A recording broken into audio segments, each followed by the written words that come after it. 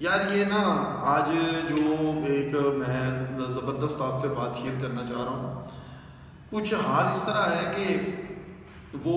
ایک شعر ہے، میں اس سے اپنی گفتگو کا ابتدا کرتا ہوں کہ دنیا اچھی لگتی ہے، رب اچھا لگتا ہے، اچھی آنکھوں والوں کو سب اچھا لگتا ہے. یہ مجھ سے اکثر سوال کیا جاتا ہے کہ میرے دوست بھی پوچھتے ہیں اور میرے احباب بھی پوچھتے ہیں، جہاں میں جاتا ہوں لوگ کہتے ہیں آپ ایک تو آوارہ گردی بڑی کرتے ہیں، اس کا کیا راز ہے، اور دوسری بات کہ آپ خوش رہتے ہیں، اس کا کیا راز ہے. یہ دو باتیں مجھ سے اکثر پوچھی جاتی ہیں اور ان کا جواب ویسے میرے پاس ہے بھی کوئی نہیں. آوارہ گرد تو میں بچپن سے ہوں اور ازل سے ہوں، اور ایسا آوارہ گردی کا چسکا پڑا ہے کہ اب 2-4 روز گزر جائیں، کہیں مٹر گشت نہ کی جائے تو طبیعت اچاٹ ہو جاتی ہے. لیکن میں آپ کو سچی بات بتاؤں، میں پہلی بات تو آوارہ گردی کا جواب دے لوں، میں کبھی بھی آوارہ گردی کے لیے کوئی پلاننگ نہیں کرتا، کبھی بھی آوارہ گردی کے لیے کوئی ایکسٹرا خرچ نہیں کرتا، کبھی بھی آوارہ گردی کے لیے کوئی بڑی دور جا کے جگہ تلاش نہیں کرتا. میں چھوٹی چھوٹی جگہوں سے موقع تلاش کرتا ہوں، وہاں پر پودوں کے ساتھ، وہاں پر درختوں کے ساتھ، وہاں پر فطرت کے ساتھ باتیں کرتا ہوں. وہ میرے ساتھ کہہ کے لگاتے ہیں، وہ میرے ساتھ گفتگو کرتے ہیں، اور کبھی کبھی تو یوں ہوتا ہے کہ وہ میری بلائیں لینا شروع کر دیتے ہیں. تو آپ کو بھی یہی سجیسٹ کروں گا کہ آپ جا رہے ہیں، موٹر بائک پہ جا رہے ہیں، گاڑی پہ جا رہے ہیں، کوئی اچھا منظر آیا، پھول اچھے لگے، آپ 2 منٹ رکیں،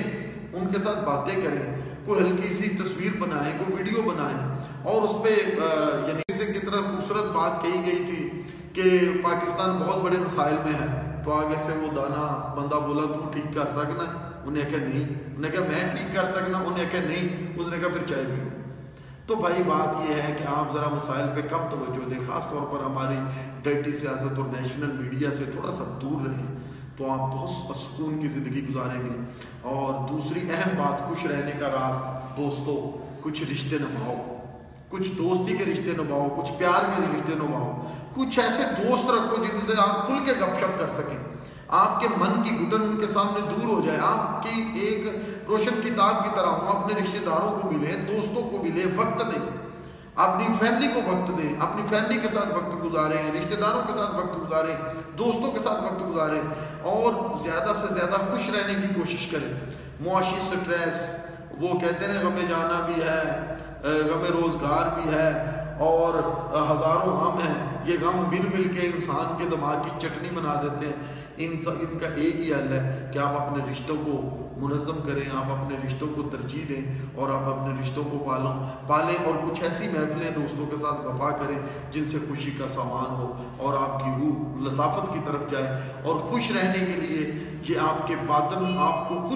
خوش رہنا پڑے گا. جس کو خوش رہنے کا ہنر آ گیا اس کو زندہ رہنے کا ہنر آ گیا، جس کو زندہ رہنے کا ہنر آ گیا اس کا چہرہ چمکدار رہتا ہے. بہت شکریہ.